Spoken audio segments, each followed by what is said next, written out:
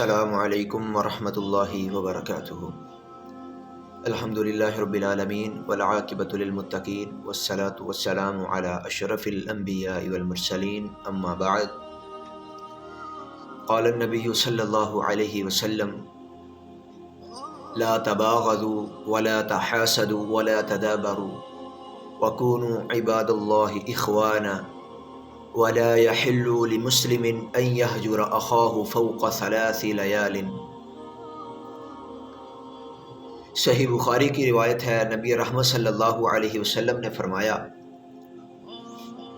لا تباغضوا، آقا فرماتے ہیں کہ آپس میں بغض نہ رکھو، ولا تحاسدوا، آپس میں حسد نہ کرو، ولا تدابروا، پیٹھ پیچھے کسی کی برائی نہ کرو، اور اسی طرح فرمایا وَكُونُوا عِبَادَ اللَّهِ إِخْوَانًا، اور آپس میں بھائی بھائی بن کر رہو۔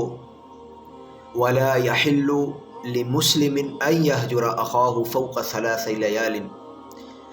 آقا علیہ الصلوۃ والسلام فرماتے ہیں کہ کسی مسلمان کے لیے جائز نہیں کہ وہ کسی بھائی کے ساتھ 3 دن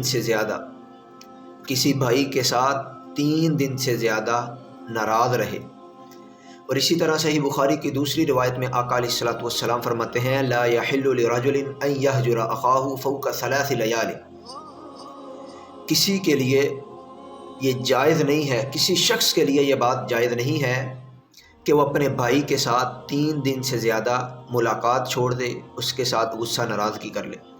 اور فرمایا یلتقیان فیعرض هذا ویعرض هذا، اور جب غصے ناراضگی کی حالت میں وہ آپس میں ملتے ہیں تو ایک اپنا منہ اس طرف کر لیتا ہے، دوسرا اپنا منہ دوسری طرف پھیر لیتا ہے، یعنی کہ غصے ناراضگی کے اندر ایک دوسرے کو دیکھنا بھی گوارا نہیں کرتے۔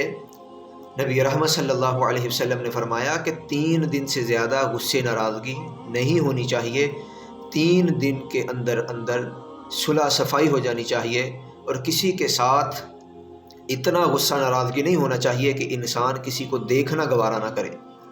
اگر اس کے ساتھ ملاقات ہو جائے تو انسان اپنا منہ پھیر لے۔ اور اسی طرح نبی رحمت صلی اللہ علیہ وسلم فرماتے ہیں وَخَيْرُهُمَ الَّذِي يَبْدَأُ بِالسَّلَامِ، ان میں سے 2 بندوں کے درمیان غصہ ناراضگی ہو گئی، ان میں سے بہترین بندہ وہ ہے کہ جب ملاقات ہوتی ہے تو وہ سلام کے لیے پہل کر لیتا ہے۔ تو آئیے ہمارے لیے لمحہ فکریہ ہے کہ اگر ہم کسی عزیز کے ساتھ، کسی دوست کے ساتھ، کسی رشتہ دار کے ساتھ، بہن بھائیوں میں سے، عزیز و اقارب میں سے کسی کے ساتھ ناراض ہیں تو اپنی اس ناراضگی کو دور کیجیے، کہیں یہ ہماری ناراضگی نبی رحمت صلی اللہ علیہ وسلم کے حکم کے خلاف نہ چلی جائے۔ اور اس فرمان کو مد نظر رکھتے ہوئے سب سے بہترین بندے بنیے اور سلام کے اندر پہل کیجیے۔ اللہ تعالی ہمیں سمجھنے کی توفیق عطا فرمائے۔